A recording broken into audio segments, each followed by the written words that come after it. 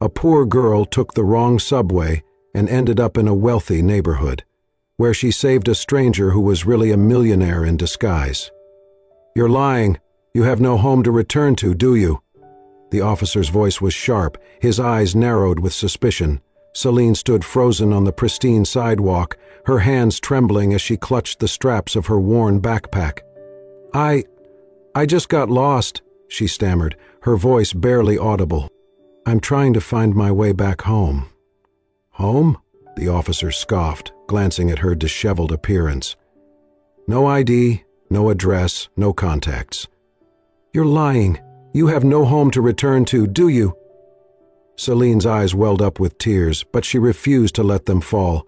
She had faced worse than this. At 22, she had learned to mask her pain, to hide her vulnerabilities. Growing up in foster care, she had been shuffled from one home to another, never truly belonging anywhere. Now, working night shifts at a dingy diner in the city's roughest neighborhood, she barely made enough to cover her rent in a rundown apartment. That morning, after a grueling double shift, Celine had boarded the subway, intending to return home.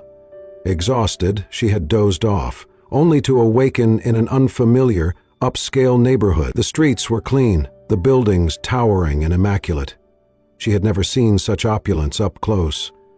With no money left on her transit card and her phone battery dead, Celine had started walking, hoping to find a familiar landmark or a subway station. As she wandered, she noticed an elderly man collapse on the sidewalk ahead. Dozens of well-dressed pedestrians walked past, some casting brief glances, but none stopping. Without hesitation, Celine rushed to the man's side. "Sir, can you hear me?" she asked, gently shaking his shoulder. There was no response. She checked his pulse, weak but present. A small pool of blood was forming beneath his head. "Someone call an ambulance!" she shouted, looking around. People continued to walk by, avoiding eye contact. Frustrated, Celine pulled out her phone, only to remember it was dead. She spotted a nearby cafe and ran inside. "Please, I need to use your phone. A man has collapsed outside," she pleaded. The barista hesitated but handed her the phone. Celine quickly dialed emergency services, providing the location and details. Returning to the man, she used her scarf to apply gentle pressure to the wound on his head. "Help is on the way," she whispered. Minutes later, an ambulance arrived, accompanied by 2 police officers. As the paramedics tended to the man, one officer approached Celine. "Did you see what happened?" he asked. "I found him like this and called for help," she replied. The officer eyed her skeptically. "Do you have identification?" Celine shook her head. "I lost my wallet." "What's your name?" "Celine." "Celine what?" "Just Celine." The officer's expression hardened. "You're lying. You have no home to return to, do you?" Before Celine could respond, a groan came from the stretcher. The elderly man was regaining consciousness. "Sir, can you hear me?" a paramedic asked. The man nodded weakly. "The girl, she helped me." The officer turned to Celine, his demeanor shifting slightly. "Is that true?" Celine nodded. The elderly man looked at her, his eyes filled with gratitude. "Thank you, dear." As the paramedics prepared to transport him, he reached out and took Celine's hand. "Please, come with me. I want to thank you properly." Celine hesitated, glancing at the officer. "It's okay," the man assured her. "I insist." Reluctantly, Celine climbed into the ambulance, sitting beside the man as they made their way to the hospital. After a thorough examination, the doctors confirmed that the man had suffered a minor concussion but would recover fully. As he rested, he turned to Celine. "My name is Mr. Whitman," he said. "I live nearby. Once I'm discharged, I'd like you to come to my home. It's the least I can do." Celine tried to protest, but he waved her off. "Nonsense! You saved my life." 2 days later, Celine stood before a grand mansion, its gates ornate and imposing. She took a deep breath and rang the bell. A butler opened the door, greeting her warmly. "Miss Celine, we've been expecting you." Inside, the mansion was even more luxurious than she had imagined. Marble floors, crystal chandeliers, and priceless artwork adorned every room. Mr. Whitman greeted her in the sitting room. "Welcome, my dear. Please, make yourself at home." Celine sat awkwardly, feeling out of place amidst the opulence. "I've arranged for you to stay here for a while," Mr. Whitman said. "You need rest, and I insist." Overwhelmed, Celine nodded. "Thank you." As she settled into the guest room, Celine couldn't help but reflect on the surreal turn her life had taken. From being accused of homelessness to being welcomed into a mansion, it felt like a dream. But deep down, she knew this was just the beginning of a new chapter, one filled with uncertainty, hope, and perhaps a chance at a better life. Celine stood quietly at the edge of the grand hallway, her fingers twisting the frayed strap of her old canvas bag. The air smelled of polished wood and fresh flowers, too clean, too refined for someone like her. Her eyes followed the butler as he disappeared behind ornate double doors, leaving her alone in a space too big for silence.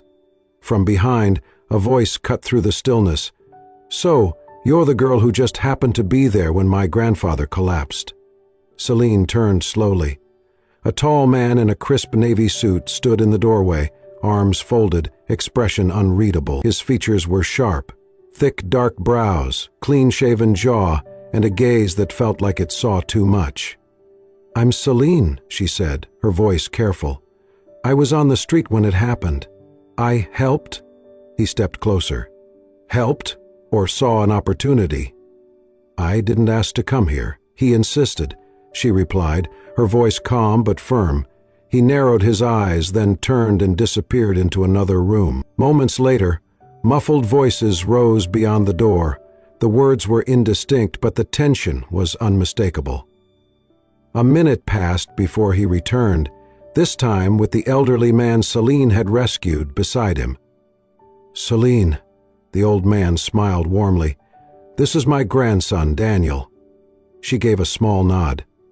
Daniel barely returned it. Later that evening, after a quiet dinner where Daniel barely spoke a word to her, Celine found herself sitting in the guest bedroom, feeling like an imposter in a dream too expensive for her to be in. She glanced at the plush comforter, the gold-trimmed curtains, the faint ticking of the antique clock on the dresser. Everything here whispered of a world she did not belong to. The next day, Mr. Whitman, cheerful and chatty despite his bandaged arm, asked Celine to stay a few days to rest and recover from the shock.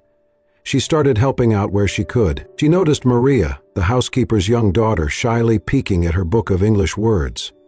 Celine offered to help, and by the end of the afternoon they were both laughing over mispronounced idioms and silly poems. That evening, Daniel came home from a meeting to find Celine sitting at the long kitchen table, pointing at flashcards while Maria giggled beside her. He stood quietly for a moment before speaking. "You seem to be making yourself very comfortable," he said coolly. Celine looked up, unbothered. "I'm just helping," she asked. Daniel nodded slowly, but said nothing more. He turned on his heel and walked away, his thoughts clouded with suspicion. He had already begun running a background check on her. He needed to know.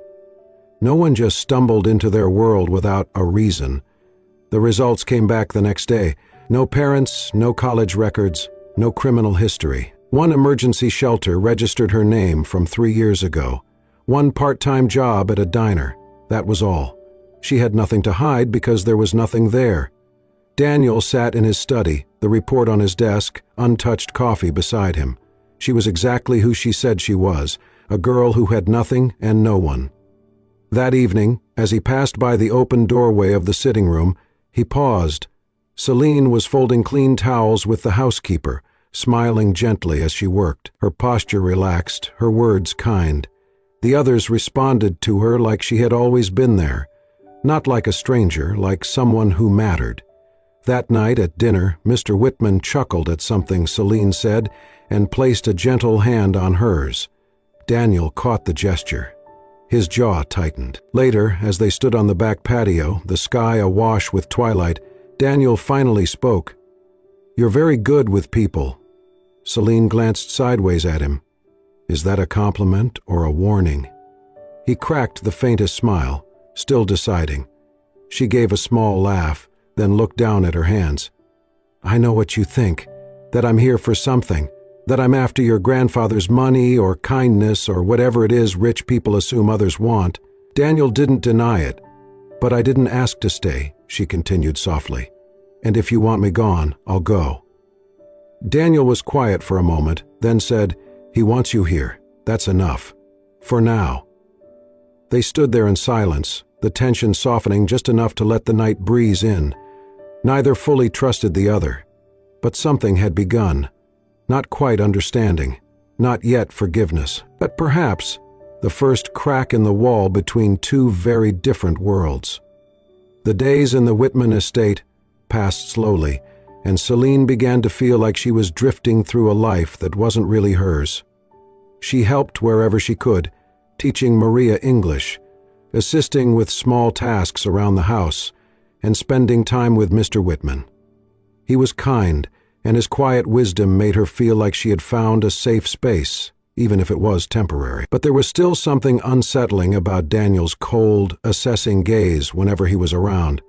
One evening, as Celine sat with Mr. Whitman, listening to him talk about his youth, she found herself opening up more than she had intended. The conversation turned to her past, and before she realized it, her voice trembled with memories that had long been buried. I never really had a place, she began softly, her eyes distant as she stared out into the garden. I was orphaned when I was a baby, grew up in a shelter for orphans. Kids there didn't care much about each other.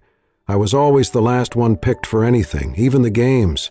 I wasn't good enough for anyone, I guess. Mr. Whitman's face softened, and he reached over, patting her hand gently. That's a tough start, my dear. But you're not that girl anymore. She forced a small smile, but the sadness still lingered in her eyes. I used to think I was just nobody, like I didn't matter. I was always looking for someone to prove that I was worth something. But I've learned not to expect that from anyone. People only help when they want something in return. Her voice faltered as she continued. I've been lied to so many times. People tell you they care, but it's never true, not really. You learn to shut down, to stop trusting. It's easier that way. Mr. Whitman looked at her with a quiet intensity, his voice kind yet firm. You're not worthless, Celine. You're stronger than you think. The way you've handled everything in your life. Most would have given up by now, but not you. You have a special kind of strength. She felt a lump in her throat, but she didn't say anything more. She was grateful for his words, but part of her wondered if they were just pity. She had always been good at seeing the difference between kindness and charity. That night, Daniel returned late from a business trip. Celine was in the kitchen, helping Maria with her homework when she heard the sound of the front door opening. A few moments later, Daniel stumbled into the hallway, his face pale and his eyes glassy. His steps were unsteady, and he looked disoriented. "Daniel?" Celine said, her voice concerned. "Are you okay?" He didn't respond immediately, then collapsed against the wall, his hand clutching his head as if he couldn't bear the weight of it. Celine rushed over to him, her heart racing. She had never seen him like this. He looked so vulnerable, so unlike the confident, cold man he usually was. "Daniel," she said urgently, "what's wrong? You're burning up." He muttered something under his breath, but she couldn't make out the words. Celine immediately went to the kitchen, grabbing a damp towel and returning to his side. She gently placed it on his forehead, but his temperature was shockingly high. She felt panic rising in her chest. "You need rest," she said softly, almost more to herself than to him. She helped him into a chair and covered him with the blanket she'd grabbed from the couch. She moved quickly, getting water, medicine, and a bowl of soup from the kitchen. Despite his initial resistance, Daniel leaned back and let her take care of him. Celine felt the warmth of his skin through the towel and couldn't help but notice how much more human he seemed now, stripped of the arrogance and aloofness that he normally carried. She sat by his side, keeping a watchful eye on him as he drifted in and out of sleep. As the night wore on, Daniel's fever began to break, and Celine stayed with him, adjusting the blankets and wiping the sweat from his brow. At some point during the night, exhaustion took over her, and she found herself leaning against the edge of his bed. Her head slowly lowered, and before she could stop herself, she had fallen asleep, her cheek resting on the side of the mattress. Daniel's fever had finally broken by the early hours of the morning, and he slowly regained consciousness. He blinked, the light from the window piercing his tired eyes. He tried to sit up but froze when he saw her there, asleep beside him. Her hair was messy, and her hand was still resting near his pillow, but it was the sight of her that took him by surprise.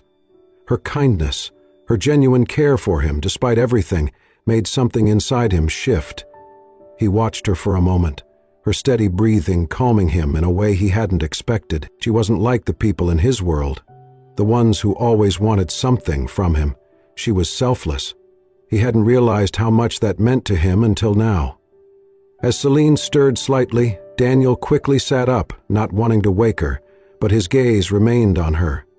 For the first time in a long while, his heart wasn't filled with bitterness or suspicion. There was something about her that felt real, something he hadn't seen in years. Later that morning, after Celine had woken up and checked on him, Daniel didn't say much. He was still trying to process the emotions running through him.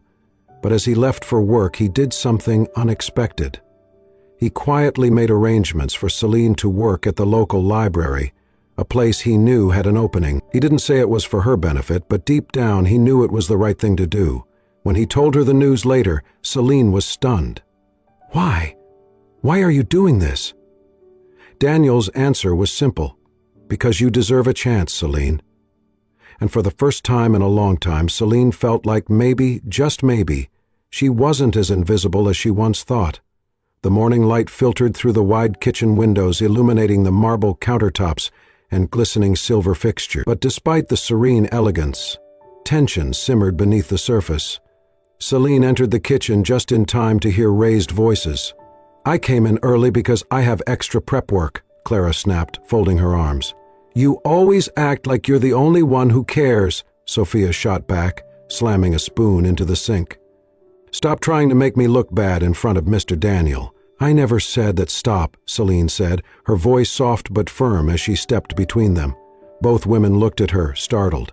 "Can we take a deep breath first?" They didn't speak, but the heat in the air began to dissipate slightly. "I know things get stressful," Celine continued, "but you two work harder than anyone I know. Maybe it's not about who did what wrong, but how we can stop hurting each other." There was a long pause. Clara looked away first. Sophia's shoulders sank.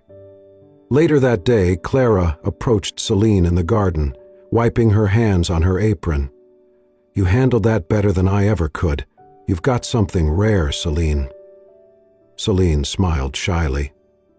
"I just know what it's like to feel invisible." That evening, Daniel came downstairs in a charcoal gray suit. "Grandfather insists you accompany us to the gala tonight," he said, not meeting her eyes. "It's a charity event. You're his special guest." "I don't belong at places like that," Celine murmured. Daniel looked at her, and for a moment his expression softened. He's stubborn when he wants something. And he's rarely wrong. 2 hours later, Celine stood at the edge of the grand ballroom, dressed in a simple borrowed gown. The chandeliers overhead shimmered like galaxies, and laughter echoed off marble floors. She kept her head down, feeling the weight of the stairs. Whispers followed her as she walked past. "Is that the girl they found on the street? She doesn't look like she belongs here. Maybe she's some kind of charity case." Celine's hands trembled, her breath caught. Daniel was speaking with an investor nearby, but he noticed. The moment he heard someone snicker, "She probably doesn't even know which fork to use," he turned. He walked straight to Celine and took her hand. "Listen closely," he said, his voice clear, projecting. "No one has the right to decide someone's worth based on how they look, where they come from, or how much money they have." The room went quiet. "She's not here because of pity," Daniel added.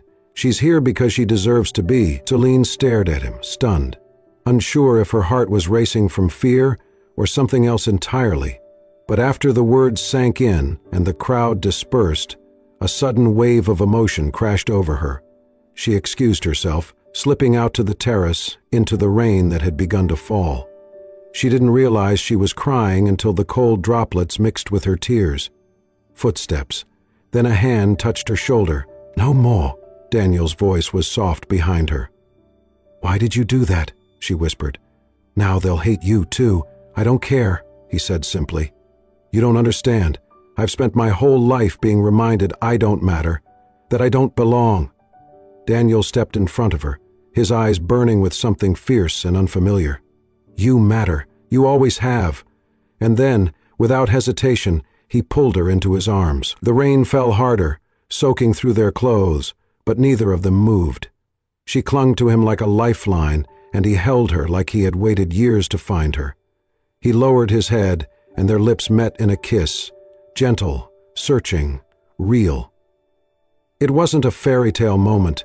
There were no fireworks, no gasps from bystanders, just two broken people finding something whole in each other beneath the rain. I never knew I was worth this much, she whispered against his chest.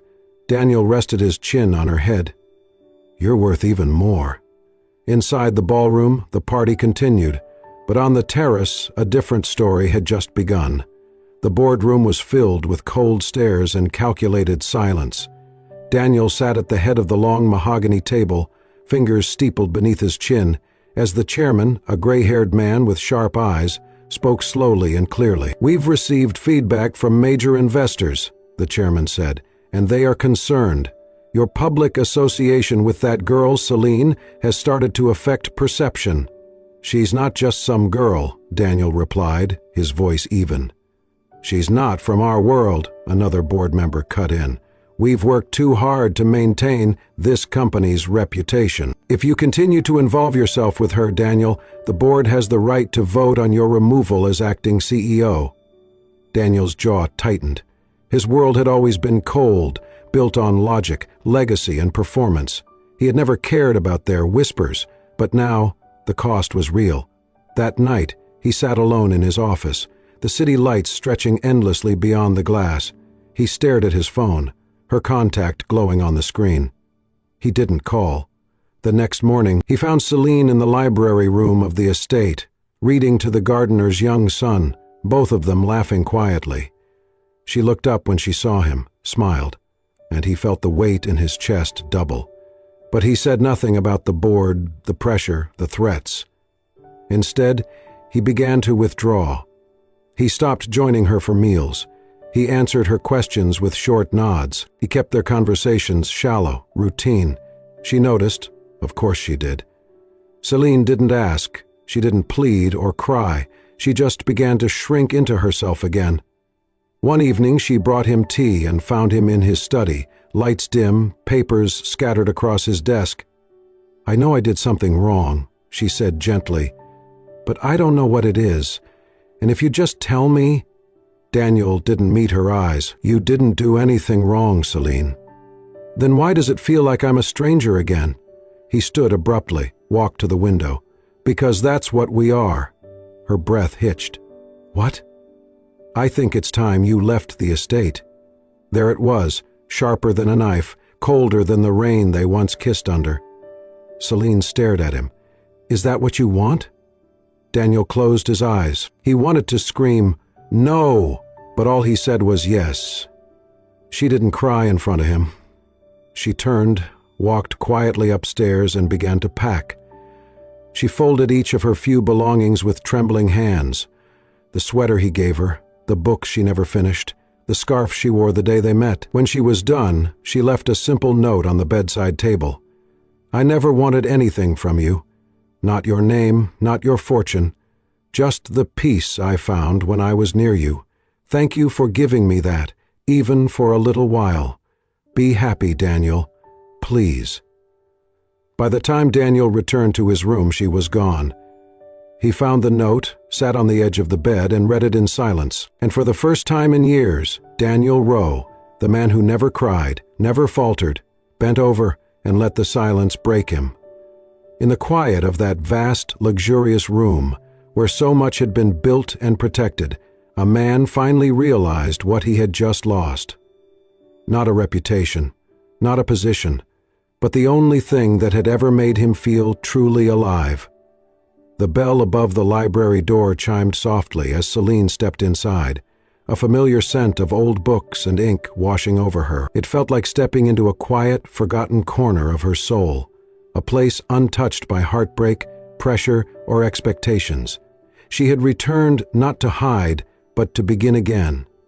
She organized the children's section, arranged picture books, and reopened the free reading circle for kids from the nearby shelter. Word spread quickly, Miss Celine is back, and every afternoon the small room filled with little shoes, eager eyes, and stories that lifted hearts. She also volunteered to teach basic English and math to immigrant children on weekends. She had nothing to offer but time, patience, and the certainty that kindness could change lives. One afternoon, after a lesson, the head librarian called her aside. "There's a call for you," she said. "It's from the university. They said you applied for the Women's Community Scholarship." Celine's breath caught. "I didn't expect to—" "You got it!" Her knees gave out and she sat down hard on the nearest chair, tears rushing to her eyes. She had never seen herself as a scholar, but now the future was no longer something to fear. It was something to build. That night she wrote in her journal, "No one gets to decide my worth but me, not where I come from, not how much I have, not who left me." Weeks passed. Celine began attending night classes, her days filled with work and study. Her name quietly became known among non-profits and educators. Her story began circulating, a young woman once mistaken for homeless, now teaching children and earning a degree against all odds. Then one morning, a well-known lifestyle magazine published a feature piece, "The Girl Who Took the Wrong Train and Ended Up Finding Herself." Daniel saw the headline by chance in a cafe near his office. He stared at the picture, Celine sitting on a library floor, a child asleep in her lap, her smile soft and radiant. His fingers trembled. He bought every copy they had. Back at the estate, he locked himself in his study, unfolding the pages with the desperation of someone trying to hold on to a dream. He read every word. About her childhood in shelters, her journey through pain, her new purpose, and then he cried. For the first time since she left, the dam broke. It was not guilt that moved him, but awe. She had not just survived without him, she had become more than he ever imagined. She had bloomed. Later that evening, his grandfather entered his study. "I read it too," the old man said, holding something in his hand. Daniel looked up, eyes still red. "She left this behind," his grandfather added, placing a pale blue scarf, Celine's scarf, on the desk. "She used to wrap it around her hands when she was nervous." Daniel reached out, touching it like it was something sacred. "Do you know what I saw in her?" the old man asked softly. "Not pity, not charity. I saw fire, and warmth, and someone who made this cold house feel alive again." Daniel said nothing, only closed his fingers around the scarf. "You're letting fear rob you of the best thing that ever happened to you," his grandfather whispered. "And if you keep doing that, she won't be the only one who lost something." The room fell silent again, but in Daniel's chest a decision had already begun to form. Not out of regret, out of love, out of the deep, irrevocable knowledge that what he let go was never beneath him. It was everything he never knew he needed. And now, he would do whatever it took to find her again. The university auditorium buzzed with laughter, camera shutters, and the rustle of gowns. Proud families packed the rows, clutching flowers and balloons, craning their necks to spot loved ones among the sea of graduates. Celine stood among them, wearing her cap and gown, her heart thudding with disbelief and pride. The announcer called her name, Celine Grace Whitman. She stepped forward, head high, smile trembling. Her eyes scanned the crowd automatically and stopped. In the very last row, standing still, was Daniel. He wore no suit, just a simple shirt and dark jeans. But his eyes, they held everything. She nearly stumbled. Their eyes locked. He said nothing, made no gesture, but he stood there solid and quiet, like an unspoken promise. After the ceremony, he was gone. A week passed. Celine resumed her work at the library. Every afternoon she read stories to children, planned her next community class, edited the manuscript for her book, yet Daniel's silent presence lingered like a question she could not answer. Then one rainy Thursday he came. The door creaked softly. She looked up from the children's desk, and there he was, soaked from the drizzle, holding her scarf. Her breath caught. "I'm sorry for coming unannounced," he said quietly. "I didn't know if I'd even get the chance to speak to you." The room was empty save for them. The storm outside muffled the world. Celine stood slowly.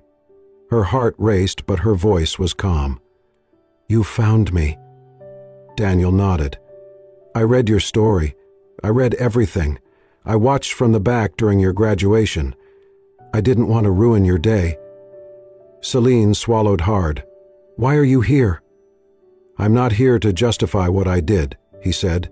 "You deserved honesty, and I gave you fear. I let the world decide for me who I could love, and in doing so, I lost you." He stepped closer but didn't reach for her. "I wanted to be brave for you, but I was a coward. I let people who never knew your heart judge you, and I didn't fight hard enough. But I never stopped loving you." Celine's voice was barely above a whisper. "Then why didn't you say something?" "Because I thought I had no right," he admitted. "But I'm here now, not to ask for your love. Just for a chance to be near you again. However you'll let me." Then he did something she never expected. Daniel dropped to his knees, not in proposal, but in surrender. "I'm not asking for forever," he said, voice cracking. "I'm just asking for a beginning. A chance to earn back your trust, to be a part of your life in whatever way you'll allow.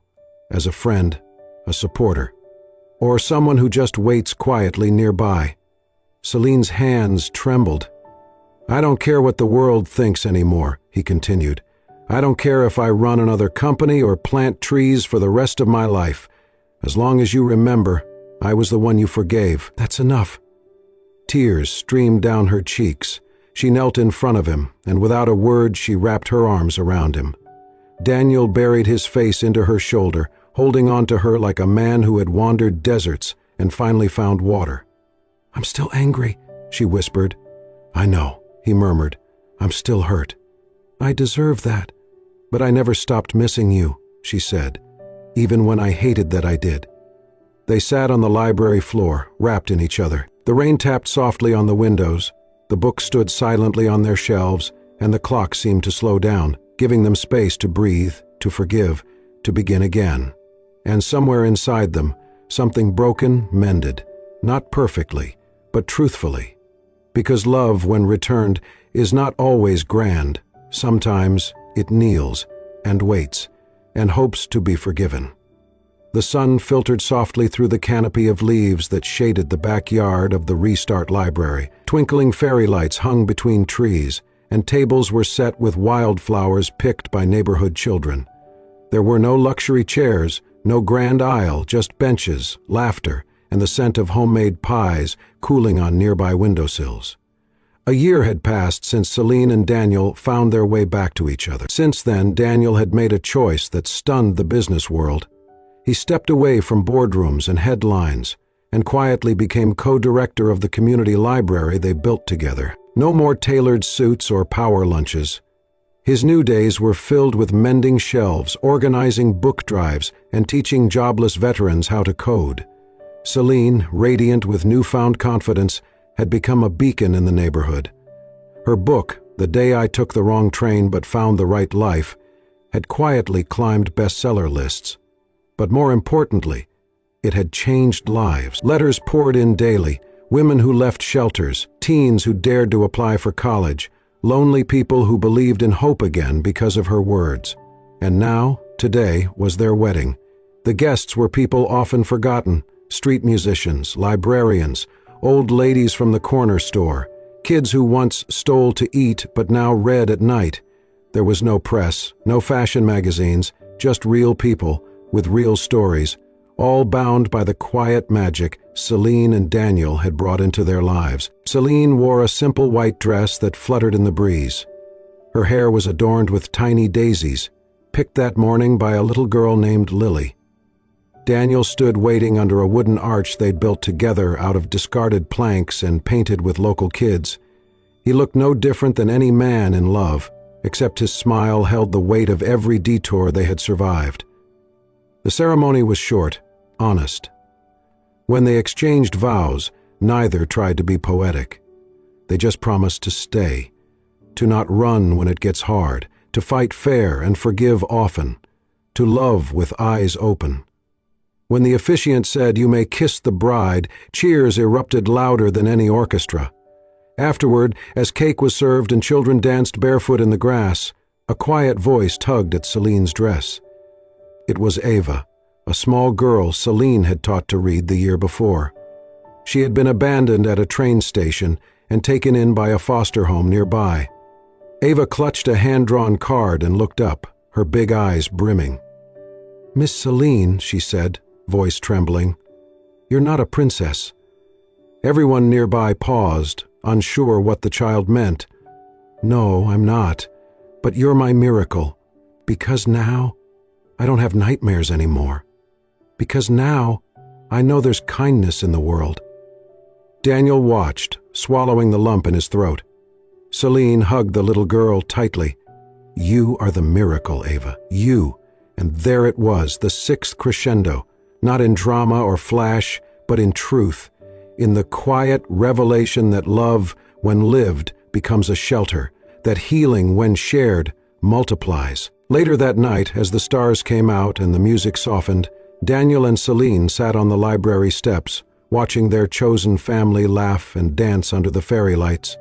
"We'll never be perfect," Celine said, her head resting on his shoulder. Daniel kissed the top of her head. "But we're real." "And that's enough," she whispered. Behind them, the library sign glowed softly, the Restart Library, a place to begin again, and beneath that light, two people, once lost, sat side by side. Not as saviors, not as survivors, but as partners in a life rebuilt from broken pieces, glued together by choice, by kindness, by love. And the world, for that moment, felt just right. Thank you for staying with us through this journey of pain, courage, and healing. Celine's story began with a wrong train and a heart heavy with struggle, but in the most unexpected place, she found not only kindness, but a new path, a new family, and a love that never judged her past. Her story reminds us that even when we feel lost, we might just be one step away from everything we've ever needed. If this story touched your soul, if it reminded you that every broken piece can still become part of something beautiful, please share it with someone who needs a little hope today. And don't forget, subscribe to Soul-Stirring Stories and click the bell icon so you never miss a story that could heal your heart, inspire your journey, or remind you that love still lives in the quietest places. Until next time, keep believing in second chances.